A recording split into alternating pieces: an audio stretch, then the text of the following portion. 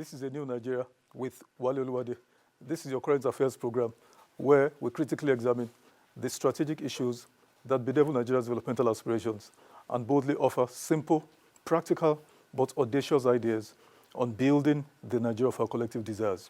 On today's episode of the program, I'll be running solo, as it were, but it's going to be a very, very interesting and highly informative episode of this program, one of those ones that I do where I take on certain issues of our society or economy and deal with it, critically. So I urge you to stay tuned. I'll take this short break, and when I return, I'll get right into the presentation. Please stay with me.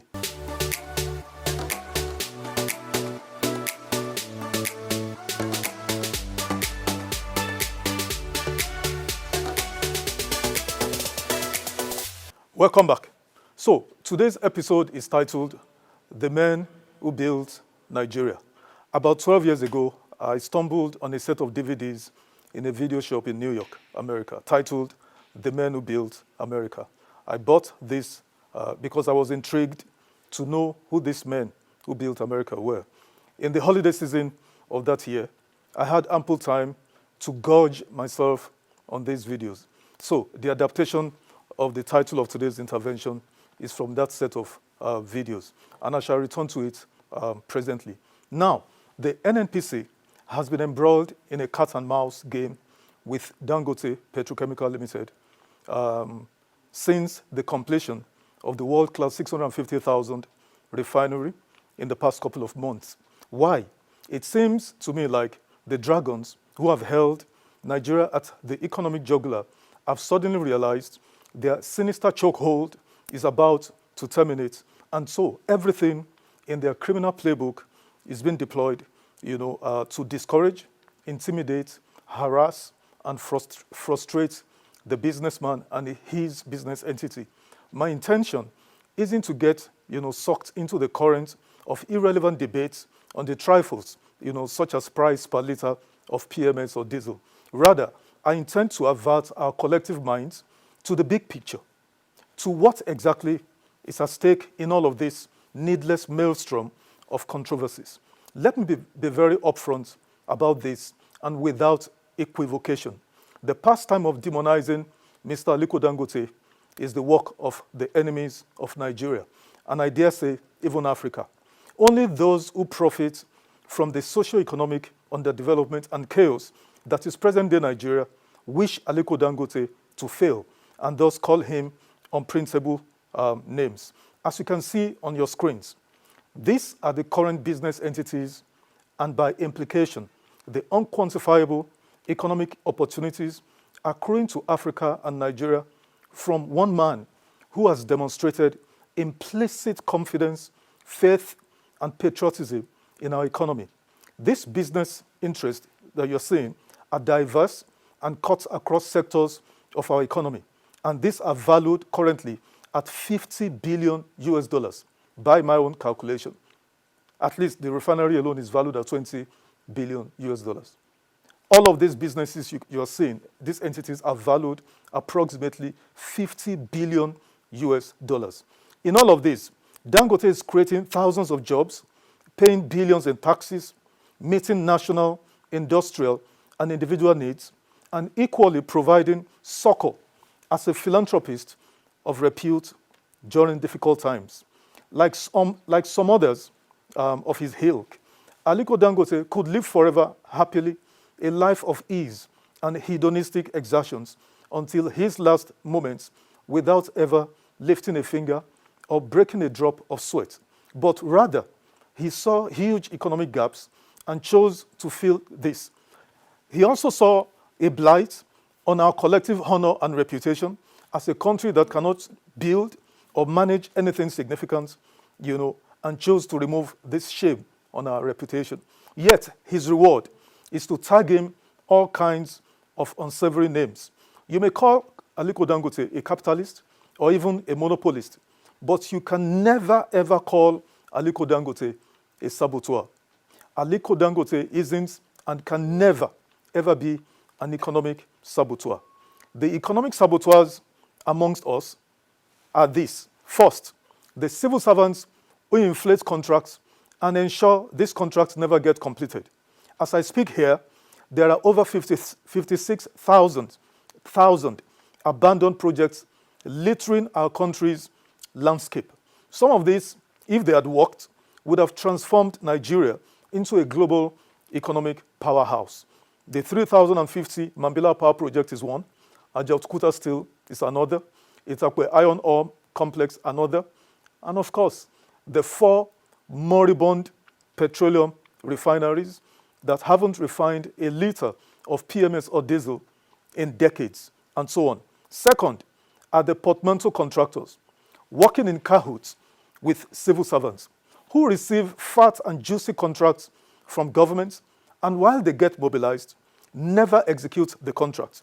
This is why Nigeria is one huge, graveyard of abandoned projects, as mentioned earlier. And third are the numerous politicians, you know them, I know them, who have done nothing but loot Nigeria into stupor. These have stolen and diverted the riches of Nigeria for themselves and their families, while they plundered our commonwealth, which is a terrible crime. But worse, rather than invest this stolen wealth in our local economy, rather, they've stashed this in foreign havens for the benefits of those foreign economies. On this, may I refresh our collective memories, if we have any left, that Nigeria has earned a reported $3 trillion since 1958 from crude oil revenues. $3 trillion has been earned by Nigeria from crude oil exports since 1958. But where is the money? That's the $1 billion or $1 trillion question. Where is the money? Well, the bulk of this money is with these 3 categories I mentioned. In essence, for you to understand how Nigeria became a gangster's paradise, that it is, the playground of terrorists, bandits, kidnappers, armed robbers, killer headsmen, ethnic militias, etc. Just study the activities of these 3 categories of Nigerians who are actually the economic, saboteurs amongst us. Now, in these 3 categories, I can't recall Aliko Dangote belonging to any. He started small as an importer of FMCGs, that is fast-moving consumer goods, sugar, rice, pasta, cement, and all of that, but gradually transited into a manufacturer of this. Thus, he is an industrialist of global repute. He is a genuine capitalist who has his business footprints in key economic sectors that impact the lives of tens of millions of people in Nigeria, in Africa, and transnational economies. But I digress. Over 10 years ago, I bought a set of videos titled The Men Who Built America. In the holiday season of Christmas that year, I stayed indoors and gorged myself on these DVDs. So, who built America? There are many men and women who built and still build that great country in the different spheres of human endeavors today. Scientists, politicians, military persons, entrepreneurs, innovators, even artists and sportspersons. But besides the founding fathers of America, the men who laid the superstructure of America's preeminent economic growth and developments are Mr. Cornelius Vanderbilt, pioneer shipping and railways magnate; Mr. Henry Ford, automobile manufacturer, the Ford car. Now, Mr. Andrew Carnegie, Carnegie Steel, pioneered steel manufacturing in America. Mr. John D. Rockefeller, oil and gas explorationist, founded the Standard Oil Company, the biggest in the world. Now, finally, Mr. J.P. Morgan, banking guru, financial services, Now, these were the pioneers of global business enterprises. They pioneered entirely new markets and industries. They blazed the trail. They charted unknown territories. They laid the groundwork and designed the economic blueprint that has lasted for centuries and even until now. These are the precursors of the current era of businessmen and techpreneurs, like we have Bill Gates, Mr.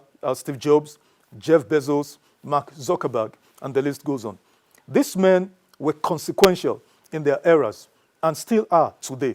In one form or the other, what they built still exists, thrives, and endures. Ford Motors is still here. ExxonMobil, British Petroleum Oil, and Chevron are still here. These are offshoots.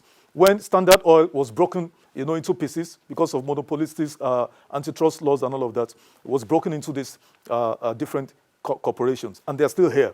JP Morgan Chase is the new version of the old JP Morgan. And then, of course, US Steel, was the old Carnegie Steel. And the list goes on. Now, while America dominates the global economy with a GDP total of about 28 trillion US dollars, it is due essentially or primarily to the contributions of private entrepreneurs. For instance, JP Morgan Chase has a market capitalization currently valued at 595 billion US dollars. JP Morgan Chase, founded in the 1800s, currently has, a market capitalization of almost 600 billion US dollars. As you can see on your screens, the top 10 most capitalized US companies make up well over half of its GDP. Why? Because the US government over the decades have supported and created a conducive, economic operating environment for these businesses to thrive. The government didn't seek to kill them with obnoxious policies, frustrating them by bureaucrats and, policy experts. Rather, they did the opposite, support them, give them incentives, as they required. And I'll give an example.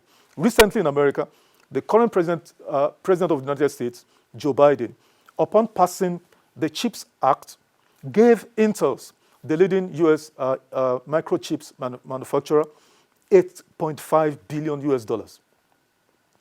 President Joe Biden passed the CHIPS Act, a legislation to encourage the return, of microchips, manufactured in America, and went forward, to give the leading US company in that sector $8.5 billion US dollars as grants. Then additional $1.1 billion as loans, soft loans, long term. Now, in addition, this loan could actually potentially rise to $11 billion US dollars. Why did the American president do this? To return chips manufacturing to America and give America an edge over its Chinese rivals. That is what smart governments do for their entrepreneurs. Now, I'll take this short break, and when I come back, I'll wrap up with the presentation. Please stay with me.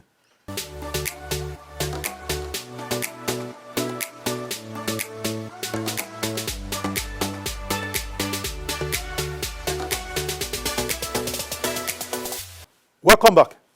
Besides America, South Korea is a country whose government under General Park Geun-hye funded family-owned businesses called the chaebols and ensured these attained global dominance in their respective sectors. So you have companies, South Korean companies such as Samsung, LG, Hyundai, Kia, and their various subsidiaries that operate in different sectors of the economy: medical, lab science, hospitality, financial services, fintechs, even technology, etc. So the government of South Korea in the 50s, in the 40s and 60s, identified a few family-owned businesses like the Aliko Dangotes of this world, like the Abdul Samad Rabiu of this world, and funded this. Haven't identified them that they were serious individuals, not mom and pop shops, not because so many companies call themselves, private sector or entrepreneurs, but they are not. They are probably mom and pop shops or one-man businesses. Haven't identified these serious businesses. The South Korean government funded them heavily, state funded heavily, tax concessions, import duty waivers on raw materials, and tax breaks, and all of that. And then what happened? Now, currently, these private companies contribute over 80% of current South Korea GDP. The South Korean GDP, as you can see also on your screen, is currently about 1.72 trillion US dollars. All these companies that produce cars, that produce, Samsung. Take Samsung, for instance. You have Samsung, a key rival of Apple, in the smartphone sector.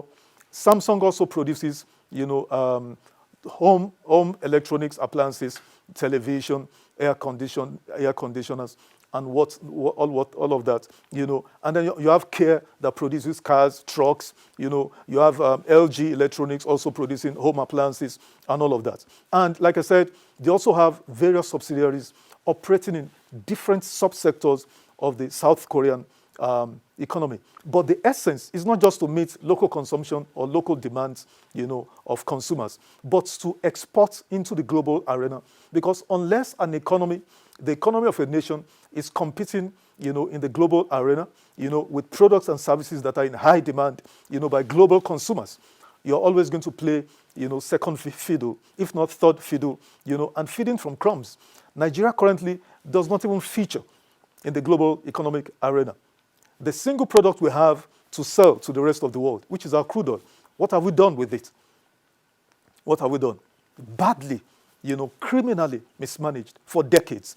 And an entire nation seems, helpless in reversing this, ugly trend. No, so in almost every home or business premises and roads across the world, these South Korean companies' products are available to consumers. Also, China is the second largest economy in the world, and it didn't attain this by consuming everything from the rest of the world while producing nothing or contributing zero to the global economy. China is the manufacturing capital of the world. What does that mean? When the world wants to mass produce any product, even American company, take Apple, for instance, the most valuable company in the world, Apple, the producers or the makers of iPhone, iPad, and all of that. They have their manufacturing outlets in China. Most of the big manufacturing companies go to China. Used to be cheap labor, but not just cheap labor anymore, skilled labor. I read a report from, I think, Mr. Tim Cook, the CEO of Apple, who said in America, if you call for tech talents, the most brilliant tech talents, if you call for them in America, you'll be fortunate if you have 1,000 of them, fill an auditorium. But if you go to China and you call for the smartest tech talents, who could rival any from the rest of the world, that you would need, various or numerous amphitheaters, because they would come in their hundreds of thousands. So China produces human talent, at the rate of the speed of light, that surpasses any from the rest of the world. So China is the manufacturing capital of the world. In the tech sector, it is chomping hard on the heels of the United States, because ultimately that's the economic frontier now and for the foreseeable future. We are not there yet, because here we're still dealing with mundane issues such as insecurity. We can't even feed ourselves. We can't master agribusiness. We can't even master subsistence farming. If it's not flood, it's insecurity. If it's not insecurity, it is that, all kinds of issues, or transportation costs, logistic problems because of fuel price, hike, or transportation issues and all of that. So we're still living in the Stone Age, era in Nigeria. It's sad to say, I'm a Nigerian, full-blooded Nigerian, but we have to confront ourselves with this, brutal truths if we're ever going to make progress. But that's not what China has gone over that. China is the infrastructure capital, of the world. Not even America, not even the Western, European giants can rival the quality, of transformational infrastructure that you see in China, in Chinese, cities, from Beijing to Shandong, to Huangzhou and all those kind of, places. So between China and America, where both countries are competing, as rivals, is in the tech, sector. Now, China has therefore funded and is still funding private entities to ensure huge revenues available in the technology sector is retained in its local economy. How does this work? So, instead of Chinese leaders allowing Facebook, an American company, come and dominate its 1.4 billion citizens. What did China do? They funded, a private company called WeChat. So Facebook is banned in China. Instead of iPhone, that is Apple, even though Apple manufactures in China, what did Chinese leaders do? They set up Huawei and funded it bigly. So Huawei smartphone products, because of cheap costs and all of that, is given, Apple. In fact, I read a study where the smartphone product with the largest sale, an attraction to Chinese, consumers is Huawei, smartphone products. Instead of Tesla, the electric vehicles, which is the dominant leader in the market in America and a few other places, guess what? In China, they set up BYD, which is simply build your dream. In China, they set up BYD and funded it. So in China, their EV vehicles, their electronic vehicles, electric vehicles, it's not Tesla, it's BYD. And in fact, there are other, car makers in that category. And I could go on. Now, I have said all of the foregoing to highlight the strategic role, of men like Aliko Dangote in any nation's economy. Consider that an entire country has 4 refineries that were deliberately sabotaged and rendered inoperable by the same government officials employed, and saddled with the responsibility of keeping this operational. Yet, in less than 8 years, an individual built a single-train refinery, one of its kind globally, and yet, what do? We demonize him.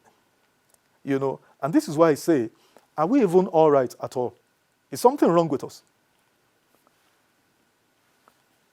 It's not a rhetorical question. Are we all right as a nation, as a people?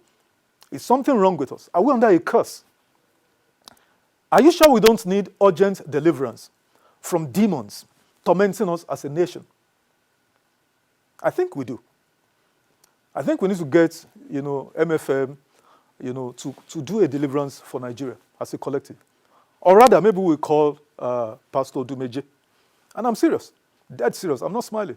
We need to get Odumeje. Some of those powers he claims he has not touched them, Gandusa, Ganduje, Refase, Pare, and all those ones. Maybe it's time to bring those powers out. And let's have a deliverance for us as a people. You demonize Aliko Dangote. You sabotage your best human resource. Something is wrong with us as a people. So, as I wrap up, I once wrote a book in 2010, and the title of the book is God and Nigerians. It's on Amazon. You can Google it. It's on Amazon. God and Nigerians. In one of the chapters of that book, I attempted to choose the greatest Nigerian ever. After a tedious process, using 4 objective criteria. Number 1, impact of these men, whatever they did, accessibility of whatever they did, durability of whatever they did. I ended up with a 5-man shortlist of 4 academics and 1 performing artist. Now, the academics, the 4 of them are Professors Wole Soyinka, Chinua Achebe, number 3, Taslim Elias, and Professor Umaru Shehu. And then the lone artist, of course, Fela Anikulapo Kuti. After another rigorous process, I finally settled for Fela Anikulapo Kuti as my own greatest Nigerian ever. Let me share a personal story of Fela's impact, which transcended Nigeria and Africa.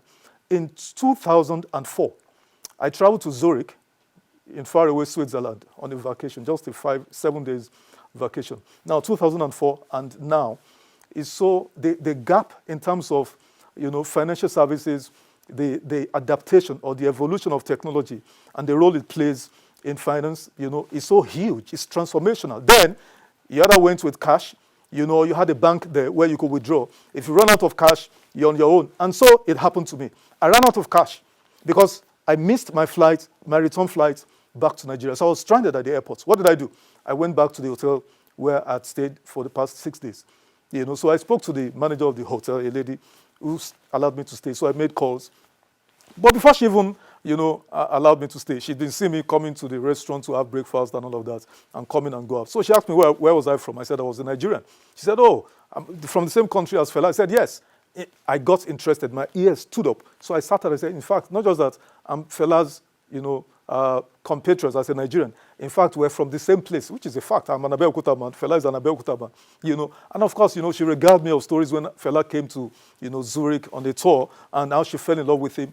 And you know what? This lady gave me free hotel, for 2 days before I could get funds from Nigeria and return to Nigeria. Fela was a great Nigerian. His music had global impact.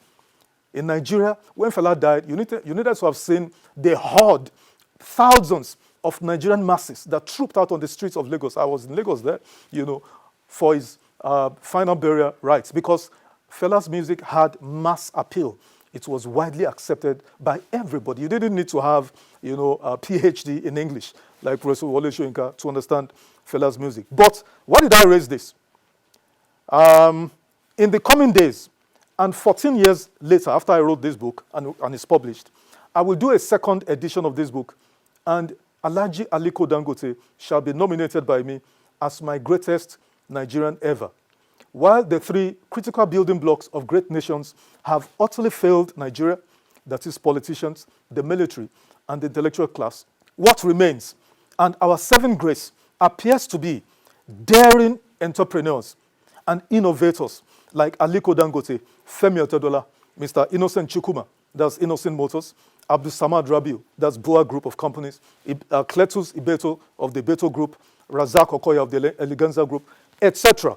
I imagine, if our politicians deliberately encourage and support 10 of these to attain 50 billion capitalization or valuation like Aliko by 2034, our economy would have attained 2.5 trillion GDP in the next 10 years, which is doable if we had leadership that had foresight, that is patriotic, and is thinking about the common good and not about mundane, issues like cars and mansions, and power for the sake of power, So, as I conclude, President Bola Ahmed Tinubu, this is coming directly on your doorstep.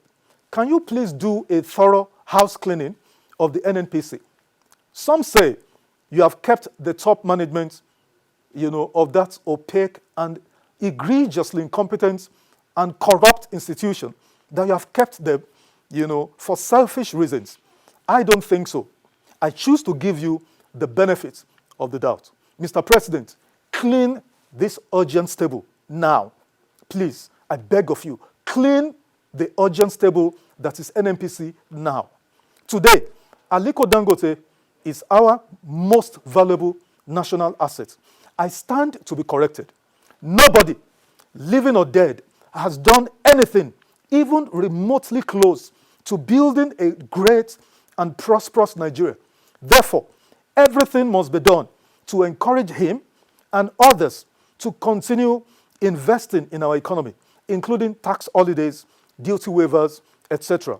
Also, publicly declare, Mr. President, that politically exposed persons who have millions of our monies, millions of dollars of our resources stolen and stashed abroad, they can bring this, they can repatriate this to Nigeria with no consequence, negative consequence from the government, insofar as these repatriated funds are invested in the real sector, not in hotels, because that's the crazy thing we do. You steal money, you build hotels. For what? To do short time or to do what? In the real sector, manufacturing. That is the real sector. So every politically exposed person who have stolen money and they have kept them in their sockaways, in the whatever, in their farms or abroad, bring the money out, invest in manufacturing, and we'll close our nostrils and allow you to go. We'll draw the line under that. That is the way to go, Mr. President. And I want to thank you in advance that you take this advice. And that's the end of the program today. Like I always say, change requires action. Positive change requires positive action. I believe in a new Nigeria, and it is possible. Only if we all do, what we all have to do to build a great country, not just for ourselves, but for the future generations. Before I go, please subscribe to my YouTube channel, TikTok and X handles. Follow me, drop me a comment. I would love to hear from you. Also, once again, this program, I think you've learned something today, and I hope, that you would partner with us to keep this program, on air. You can do this through advertisements or through direct sponsorship. There's so much that needs to be done to build a new Nigeria. I don't want to conclude or imagine that people in government know it all. They don't know it all. We need programs such as this, to tell people in government, give them some of this advice free of charge, but it costs money to be on TV. That's the end of the program. Thank you for spending your time with me. My name is Olawale Oluwade. Thank you, and I'll see you next time. Bye for now.